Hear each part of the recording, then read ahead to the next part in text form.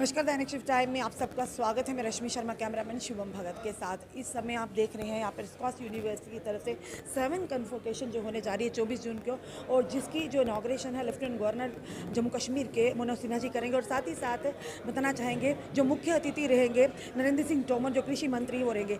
इस समय professor JP Sharma Scott university के वाइस चांसलर से जानने का प्रयास करेंगे। सर, ये जो कन्वोकेशन होने चाहिए, किन किन चीज़ों पर फोकस किया गया और आने वाले समय में ये कन्वोकेशन जो किसानों के लिए कितना लाभदायक है? ये एक्चुअली जो कन्वोकेशन होता है उसमें जो हमारे विद्यार्थी हैं जो पढ़ लिख के उनको अपनी शिक्षा पूरी कर ली तो उनको डिग्रियां दी जाती हैं। अभी पिछले 4 साल से लास्ट जो कन्वोकेशन हुआ था वो 2018 में हुआ था। तो उसके बाद में हमारे 4 बैच लगभग निकल चुके, लेकिन उनको डिग्रियां नहीं मिली थी। तो अब हमने जो है, पहले कोविड का था, हमने पिछले साल भी ट्राई किया था। तो अब ये एक तिथि निर्धारित हुई है कि 28 जून को ये कार्यक्रम होगा, जिसमें 1303 बच्चों को डिग्रियां दी जाएंगी, जिसमें BSc, MSc, PhD के बच्चे होंगे। और बहुत सारे बच्चों को जिन्होंने उत्कृष्टता हासिल की है उनको जो है मेडल्स भी दिए जाएंगे। अब जब किसानों की हम बात करें तो डायरेक्टली ये किसानों का कार्यक्रम नहीं है, लेकिन हम उन सभी लोगों को जो किसानों के लिए काम कर रहे हैं, और जो हमारे कुछ किसान जो हमारी जो विभिन्न बॉडी हैं, जैसे बोर्ड ऑफ मैनेजमेंट, उसमें भी किसान होते हैं, उसमें इंडस्ट्री के लोग होते हैं, तो वो भी आएंगे। और इसमें हमें दिशा निर्देश माननीय मंत्री जी जो दिल्ली सरकार में हैं, भारत सरकार में जो माननीय कृषि मंत्री हैं नरेंद्र सिंह जी तोमर, वो आ रहे हैं। उनसे फ़ायदा होगा कि कौन सी योजनाएं वो इस यूनिवर्सिटी को मुहैया करा सकते हैं या हमारा मार्गदर्शन कर सकते हैं। जब भी हमारे माननीय LG साहब आते हैं, उनसे भी दिशा निर्देश मिलता है।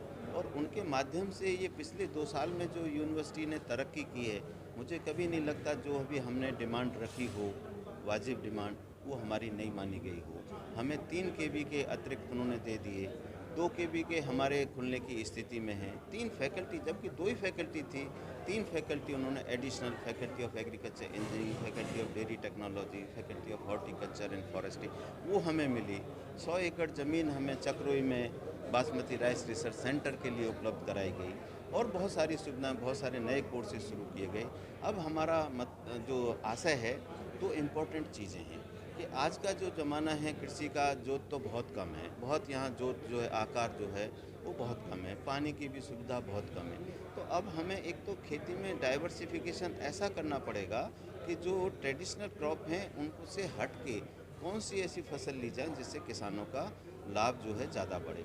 एक क्रॉपिंग इंटेंसिटी, यानी एक साल में कितनी क्रॉप आप लेते हैं, यहाँ की 150-160% है, जबकि इसको 200%, 250% बढ़ाया जा सकता है। तो हम ऐसी फसलों की तलाश कर रहे हैं, ऐसा एक खाका बना रहे हैं कि कौन से ज़िले में एक एडिशनल क्रॉप ली जा सकती है, उस पर हम काम कर रहे हैं, जिससे एवरेज 2.5 क्रॉप या 2 क्रॉप साल में ली जा सके, जो कि अभी 1.5 है। दूसरा, फिर ऐसी फसलें जैसे लेवेंडर है, अभी लेवेंडर ज़्यादातर डोडा डिस्ट्रिक्ट में होता है, भदरवा में। तो हम सोच रहे हैं इसी तरह से लेमन ग्रास है, या रामबन में आपका ओलिव है। तो इन चीज़ों को एक एरिया स्पेसिफिक उसमें होते हैं, लेकिन हमने देखा कि ये ज़रूरी नहीं है वहीं होते हों, इनको निकालने की वहाँ से ज़रूरत है, जिससे किसानों की आमदनी बढ़े। जैसे हमने देखा जो काला जीरा है, काला जीरा से किसान जो है 12 लाख रुपए पर हेक्टेयर तक भी कमा रहे हैं। इसी तरह से जो लेवेंडर है 6 लाख रुपए पर हेक्टेयर कमा रहे हैं, सैफरन से 10-11 लाख, लेकिन एवरेज इनकम यहाँ जैसे किसान की है वो उससे बहुत कम है। तो हमारा आशा ये है कि डाइवर्सिफिकेशन किया जाए उन फसलों के ज़रिए जिनसे हाई वैल्यू हैं, लो वैल्यू वॉल्यूम और हाई वैल्यू क्रॉप्स हैं, उनको हमें बढ़ावा दिया जाए। जब वो पैदा करने लगें तो उनकी प्रोसेसिंग की व्यवस्था की जाए, वैल्यू एडिशन की व्यवस्था की जाए, ब्रांडिंग की व्यवस्था किया जाए, और उनको मार्केटिंग से कैसे लिंक करें, क्योंकि फार्मर छोटा है, उसकी क्षमता नहीं है कि वो ब्रांडिंग करे, प्रोसेसिंग करे और एक्सपोर्ट करे या दिल्ली भेजे। तो उसके लिए हमने फार्मर प्रोड्यूसर ऑर्गेनाइजेशन यहाँ बनाए हैं, जिसमें कम से कम जो है 13 बना चुके हम, जिसमें 100 किसानों को जोड़ा है। ज़्यादा जुड़ सकते हैं, लेकिन मिनिमम 100 किसान हैं। अब वो किसान जो है, मान लीजिए हमने एक हल्दी पे FPO बनाया, तो वो जो हल्दी ग्रोवर्स हैं सारे किसान, वो इकट्ठा करके उसकी प्रोसेसिंग करेंगे। किसी का 2 क्विंटल है, किसी का 4 क्विंटल है, इस तरह से 100 क्विंटल हो सकता है, 200 क्विंटल हो सकता है। तो उसकी प्रोसेसिंग करेंगे, उसकी डब्बाबंदी करेंगे, यूनिवर्सिटी का उस पे लोगो लगेगा और हम लोग उनकी मार्केटिंग में सपोर्ट करेंगे। तो एक बहुत बड़ा अभियान यहाँ पे चल रहा है। जैसे एक बात बताएं, जैसे यहाँ पे हॉर्टिकल्चर का, तो हाई डेंसिटी प्लांटेशन ये बहुत बड़ा काम हो रहा है। जैसे एप्पल की बात करें तो 8 से 10 टन होता है पर हेक्टेयर, लेकिन हाई डेंसिटी प्लांटेशन करें, यानी उनकी रो टू रो डिस्टेंस घटा दें, प्लांट टू प्लांट डिस्टेंस घटा दें, तो वो 40 से 50 टन हो जा रहा है। तो ये 4-5 गुने का बढ़ाने का हमारे पास मॉडल है। इसी तरह से जैसे शहद जो है 600 रुपये भी बिक रहा है, यहाँ से ले जाते हैं 600 रुपये, उत्तराखंड में बेच रहे हैं, हमारे किसानों को 150 रुपये 200 रुपये बिक रहा है। तो उसमें कैसे करें? ऑर्गेनिक के नाम पे 800 रुपये की बिक रहा है, लेकिन वो ऑर्गेनिक नहीं है। जम्मू कश्मीर में ये पॉसिबल है कि जो फॉरेस्ट में हमारा डब्बे रखे रहते हैं बी कीपिंग के, वो ऑर्गेनिक है। तो उसको हम कैसे सर्टिफाई करें ये ऑर्गेनिक है, और प्रोडक्शन से इतना अंतर नहीं पड़ता, लेकिन हम सर्टिफाई कर दें कि ये प्योर है और ऑर्गेनिक है, तो जो आज 200-250 बिक रहा है वो 1100-1200 रुपये बिकेगा। तो हमारे ऐसे सारे प्रयास चल रहे हैं। यूनिवर्सिटी में भी हम आउटलेट किसानों को दे रहे हैं। जैसे आपका सुचेतगढ़ बॉर्डर पे एक अब्दुलिया गांव है, वहाँ घर घर में मिल्क केक बनता है, लेकिन उसका नाम नहीं हुआ। बहुत अच्छी क्वालिटी है, बहुत अच्छा कंटेंट है, तो हमने वेटनरी फैकल्टी के माध्यम से उनकी प्रोसेसिंग करवाई, डब्बाबंदी इम्प्रूव की, पैकेजिंग अच्छी की, और एक दुकान उनको आरएसपुरा में हमने free of cost main gate पे दी, एक चट्ठा में हम।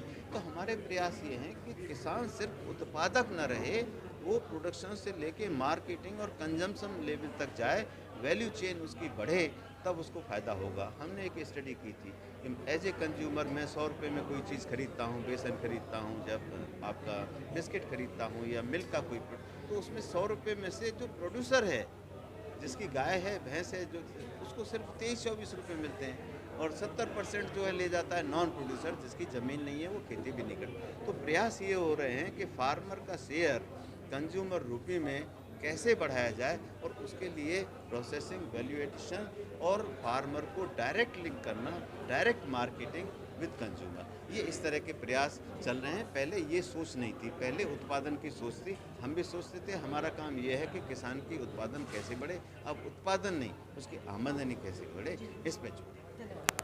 साफ तौर पर हमने बताया कि प्रोफेसर जेपी शर्मा जो कि स्कॉस के वाइस चांसलर हैं, जो कन्वोकेशन होने जा रहा है, और लगातार जो एग्रीकल्चर यूनिवर्सिटी लगातार प्रयास करिए कि किस तरह से ऐसे प्रोजेक्ट, ऐसी चीज़ें लाएं जिससे किसानों में जागरूकता है और इनकी आमदनी आय बढ़े। जिस तरह से इन्होंने कहा कि ब्रांडिंग, जो किसान हमारे चाहे मशरूम की बात करें, चाहे शहद की बात करें, उन्हें उतना जो जिस तरह से वो पैदा करते हैं, बनाते हैं, उतनी आमदनी नहीं होती जितनी उनको मिलनी चाहिए। उसी के चलते स्कॉस यूनिवर्सिटी लगातार प्रयास करी है, उन्हीं के प्रोडक्ट को जो उत्पाद करते हैं, यानी जो वो उगाते हैं या बनाते हैं, उनको एक ब्रांडिंग मिले, सर्टिफिकेशन मिले, जिसकी वजह से उन्हें काफ़ी लाभ हासिल हो। अब देखना यह है कि आने वाले समय में हमारे किसानों को लगातार जो स्कॉस यूनिवर्सिटी के माध्यम से लगातार आने वाले समय में, या पहले भी कहें, लगातार प्रयास किए जा रहे हैं कि किसानों की आमदनी आय बढ़े, और उनका जो काम करने का तरीका है एक अलग तरीके, नई टेक्निक के साथ, और जिसके चलते आने वाले समय में किसान उत्पादक तो बने, प्रोड्यूसर भी और कंज्यूमर भी किस तरह से उनसे डायरेक्ट लिंक करें, इस पर भी, इन सारी चीज़ों पर भी ध्यान रखा जाएगा। अपने कमेंट सुझाव जरूर रखिए, इस वीडियो को जितना हो सके शेयर कीजिए, जुड़े रहिए ऐसे हमारे साथ अगले अपडेट के लिए। जय हिंद, जय भारत।